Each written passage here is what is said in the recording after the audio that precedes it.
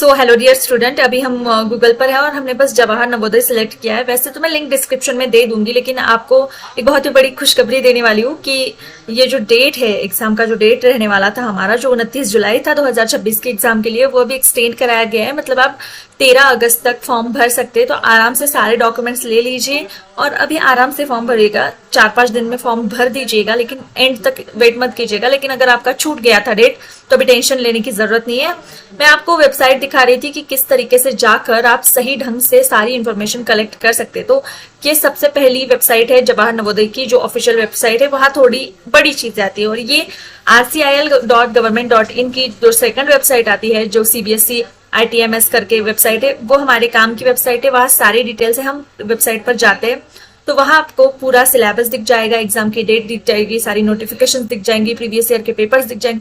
सब कुछ आपको मैं वीडियोस के द्वारा भी समझाने वाली हूँ। लेकिन अगर आप पॉसिबल है और आप वेबसाइट पर जा सकते हैं, क्योंकि चलिए मैं तो वीडियोस बना दूंगी, वीडियोस बनाने के लिए कोई बात नहीं है। लेकिन अगर आपको सही ढंग से जानकारी चाहिए होती है तो हर एग्जाम की आप ऑफिशियल वेबसाइट पर जाकर जानकारी ले सकते हैं। लाइक यहाँ जो प्रॉस्पेक्टस है उसमें सारा सिलेबस मिल जाएगा। लेकिन उससे पहले मैं बहुत खुश हो रही थी कि चलो डेट बढ़ गया है, एक्सटेंड हो गया है, तो हम वो देख लेते हैं। तो इसीलिए मैंने सोचा कि ये वीडियो बस ये बताने के लिए हो कि 13 अगस्त तक अब हम फॉर्म भर सकते हैं।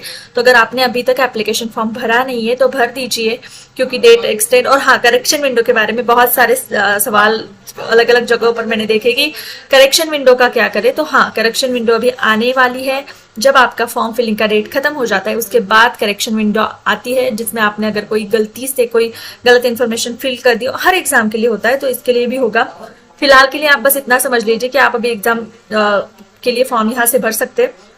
अगर आप चाहते हैं कि रजिस्टर करके फॉर्म भरना है, आपका कोई रिलेटिव, कोई दोस्त जिसे भरना था और छूट गया था और आपको लग रहा था कि डेट तो खत्म हो गई है, तो डेट अभी तक खत्म नहीं हुई है, तो आप इस लिंक पर जाकर, मैं लिंक डिस्क्रिप्शन बॉक्स में भी देने वाली हूँ। लेकिन मैंने सोचा कि अगर आप ऐसे इस तरीके से जाएंगे तो आपको जल्दी से मिल जाएगा, लिंक लोड होने में टाइम नहीं लगेगा।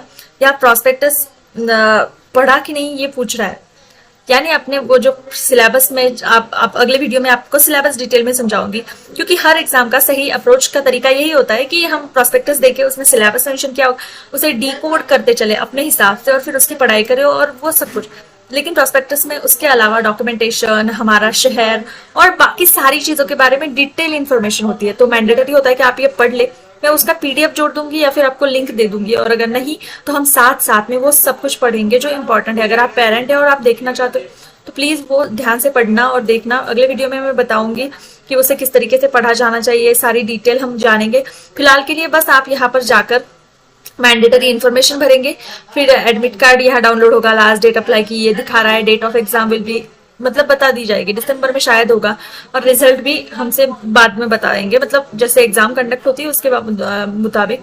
तो एक अभ्यर्थी को केवल एक बार JNVT के आवेदन करने की अनुमति है। पंजीकरण डेटा के सत्यापन दौरान यदि यह पाया जाता है कि अभ्यर्थी पिछले वर्ष में भी आवेदन किया था तो अभ्यर्थी की उम्मीदवारी खारिज कर दी जाती है। मतलब आप बस एक बार एग्जाम दे सकते हैं। अगर आप ऐसे कर रहे हैं कि स्कूल पहचान वाला है, फिर से 5th क्लास में बच्चे को डाल के फिर से एग्जाम देने जा रहे हो, तो ये गलत है, ऐसा मत कीजिए। अभी आप यहाँ पर जाकर फॉर्म फिलिंग से रिलेटेड बहुत सारे वीडियोस यूट्यूब पर है, तो मैं वीडियो नहीं बना रही। अगर आप चाहते हैं तो कमेंट में कर दीजिएगा, मैं बना दूंगी उस पर वीडियो। अगर आपके पास मतलब सुविधाएं नहीं है, इंटरनेट सही नहीं है, तो किसी नेट कैफे में जाकर फॉर्म भरना ये भी सही तरीका होता है। बस एक मोबाइल नंबर और ईमेल ID ऐसा रखना जो आपके पास हमेशा रहने वाला है। तो आई होप आपको वीडियो अच्छी लगी होगी। अगला वीडियो प्रॉस्पेक्टस पढ़ेंगे, उसमें सारी डिटेल, सारे डॉक्यूमेंट, सारी बारीक चीजें हम एनालिसिस करेंगे। इसमें प्रीवियस ईयर एग्जाम पेपर और सब कुछ होगा। तो स्टे ट्यून, चैनल को प्लीज सब्सक्राइब करके रखना। अभी यहाँ शोर था तो मैंने सोचा कि ये वीडियो बस इतनी ही रखती हूँ। अगले वीडियो में हम सिलेबस और प्रॉस्पेक्टस के बारे में सारी जानकारी और सिलेबस का डिटेल डिकोडिंग करेंगे। सिलेबस तो हर कोई बता देता है, लेकिन उसमें एग्जैक्टली क्या सिखाना है बच्चों को, अगर आप पेरेंट है या फिर टीचर है, तो आप क्या सही तरीका होगा सिलेबस पढ़ाने का, तो वो हम इसी से समझेंगे। तो अगली वीडियो जरूर देखना। तब तक के लिए चैनल को सब्सक्राइब करके रखिए। जय हिंद, जय भारत।